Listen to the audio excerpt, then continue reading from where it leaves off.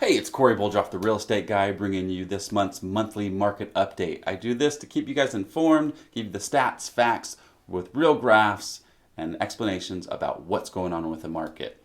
So for the next 20 minutes, we're going to go through some of the questions that people have and talking about what's going on with the economy and the recovery. Also, we're going to talk about some of the great things happening in today's market, like affordability. So look forward to spending the next couple minutes with you. All right, so let's get started. I got up a slide up here to show you from showing time. Now, if you remember, this is traffic from across North America in showings, whether it be virtual or in person. As we start from left to right, we look at this. We started up the year, if you remember, January and February with one of the best months that we've had in decades. There was a lot of demand starting off this year. We dipped down during quarantine when people literally were not allowed to leave their homes, and this just shows the demands and showings since the compared to January. As you can see, week over week, we've been above where we were in January. So a lot of folks coming out to see homes. I'm going to come back to this slide, but remember, relatively to showings, things are positive signs as we've been increasing week over week after the dip in the quarantine months. And as we go through summer, people are looking out there for homes across North America and even more so on the West Coast. So as we come into the next slide, we're looking at the purchase applications. Now this is a week over week difference. So we started right up into March that we've had a 7% increase from the weeks followed. So there was a lot of demand building, getting ready for the spring and summer months, which are historically our best months in real estate as is concerned to home sales. When we went into quarantine, obviously there was a dip. Then there was a lot of built up, pinned up demand in that month's recovering from the quarantine. And then since then, we've been going up and down week over week, showing that the demand is still there through this year, through the summer, and even coming into the fall. Now, a year over year difference, this is great news for a lot of people. We, year over year, are a lot higher than we were last year. So even with the pandemic and with the quarantine, it actually increased the demand and have pushed more people to trying to get approved for a home. Home ownership has come more and more prevalent and more promising and more important to most people. So as we look into the percentage change in newly pending deals, again, coming into quarantine, we were at a built up and started seeing a change. Then as we came into the quarantine, we obviously had our dip. But since quarantine, we had a lot of pent-up demand that happened in February, or happened in April, May, and June, and through the summer. And since the summer, that pent-up demand has slowed down a little bit, but we're still seeing people coming out. We still see that demand. A lot of it is due to the interest rates and the low inventory, and even new construction homes have slowed down a little bit. But the year over year difference is astounding. So on average, we're about 15.5% year over year for each month. So we've had a lot more pending deals happen this year than we did last year. So it just goes to show you that the economy is recovering, but home ownership has become more and more important. So this is a great news for a lot of people. When we look at showing time, home buyer traffic jumped again in July, recording a 60.7% year-over-year increase in nationwide showing activity, according to data from the Showing Index showing time. In the West, which we're on the West Coast, we have a 56.7% increase from last year. So it goes to show you that our market is super hot. There is a lot of demand. People are out there looking for their homes, whether it be because they want to move to a distant location, maybe something less urban, maybe need a bigger home. A lot of second homes have come into the market. So a lot of built up demand and a lot of increase from last year. When we look at Danielle Hale, she's the chief economics of Realtor.com. Total inventory was down 38%. Buyers continue to be motivated by low mortgage rates and a strong desire for the certainty of ownership in an uncertain world. They're quickly putting in offers on homes that come up for sale, driving the overall number of homes for sale lower. So the total inventory, we're at a crisis level inventory. We usually like to have a 60-day average on market. Right now we're under 30 days. So there's just not enough homes to keep up with the demand, which is therefore increasing the supply and demand, increasing the prices. Projections of future home prices. So When we look at the 8 of the 9 major institutions, all of them, 8 of 9, are seeing an increase in appreciation in prices over the next 12 months. So we're not looking like we're going to slow down even through this election year and into the next year. We're seeing an increase in appreciation and an increase of prices. So if you're thinking about buying and thinking that maybe you should wait, you might have to wait a little longer than next year, and therefore interest rates might start coming on the rise, and you're going to end up paying more for a home in 2 years than you would for today. We look at a couple major adjustments on future home prices. So Fannie Mae back in February called for a 0.4% appreciation rate. So they were uncertain of what was going to happen. Then as we came into the quarantine, they really had a bleak outlook on what was going to happen. Now they're saying a 4.4% appreciation rate for the next 12 months.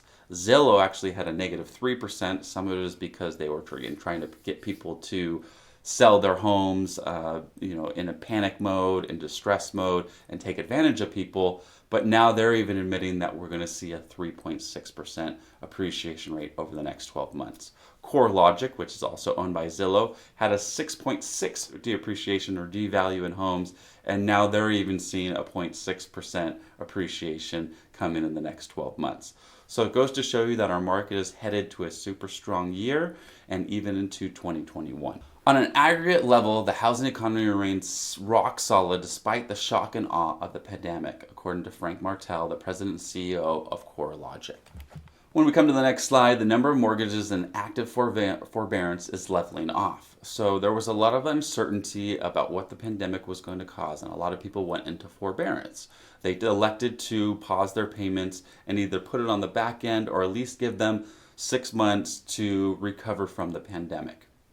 As we can see, as we come into August, we've actually leveled off, which is a great sign. It means that we weren't building up like we thought we were going to. We've actually leveled off. And historically, there's always a certain amount of mortgages that are in forbearance or in some type of foreclosure process. So we're actually at historical lows for that period. There are some other indicators and some key reasons of that, but it just goes to show you that our market is headed in a good direction. Americans are resilient, and our economy is recovering. According to Jeff Ostrowski, a senior mortgage reporter at Bankrate, the COVID-19 pandemic will lead to a rise in mortgage defaults and foreclosures. But as the housing market muscles through this economic downturn, it looks as if foreclosures will form a trickle rather than a flood, according to the housing experts. So again, we thought that it was going to cause a lot of foreclosures and a lot of people were going to be in distress, but due to the amount of equity, it has given people choices and options. So instead of having to sell their home in distress, they could put it on the market and get top dollar for their home, and they're less willing to walk away from homes. One is due to historical low interest rates, and then also because of all the equity, they're not just going to sell their home and lose their equity, and especially because rental rates are so high. It actually costs more to rent a house than it does to own a house right now. So a lot of people that might be falling behind on their mortgage aren't looking at, just getting away and walking away from their home, because they're going to have to pay more in renting. So they're finding any and all options to keep their home and or sell their home in a plus positive way. The percentages of distressed property sales are at an all-time low.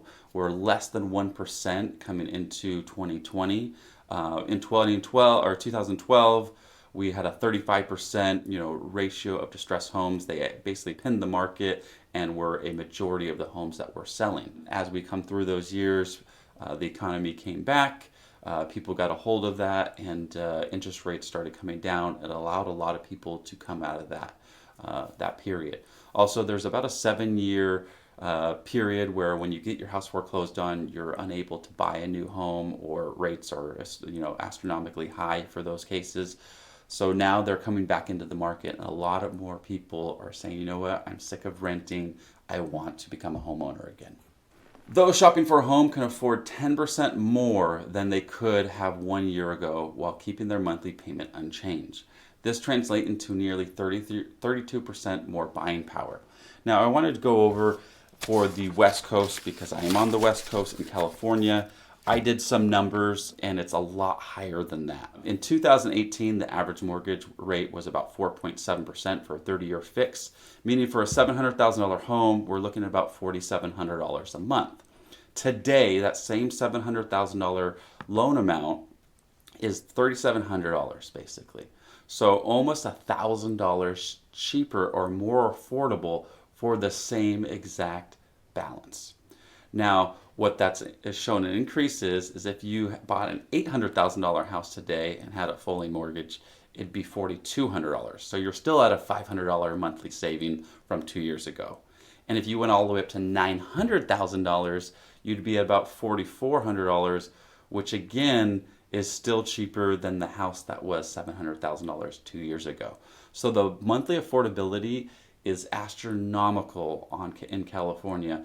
The purchasing power has increased astronomically and allows more people to come into the housing market, maybe move up, sell their $600,000 home and go buy an $800,000 home and have the exact same monthly payment. Affordability, your mortgage, what you're approved based on is based on your monthly payment. So your monthly payment affects your mortgage rate and your mortgage balance, your mortgage purchasing power, your monthly payment way more than sales price does.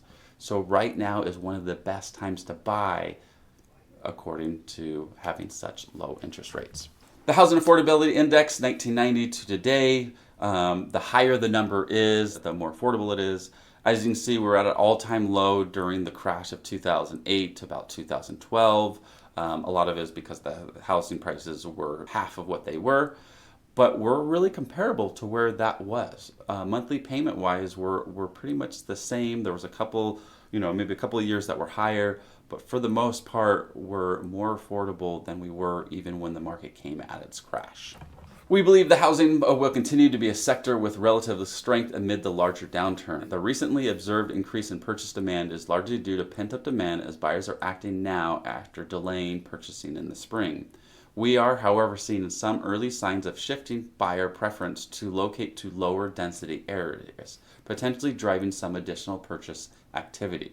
So again, people were in the mid cities because they wanted to be closer to their work.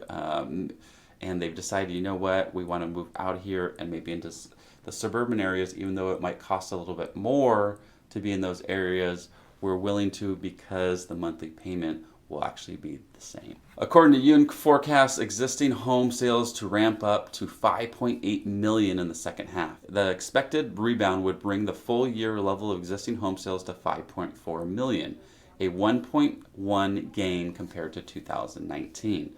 So even with the pandemic and with the safer at home quarantines, we're actually might beat last year's home sales, which is incredible. Home sales will ramp up again next year, Yen said, increasing between 8 to 12%.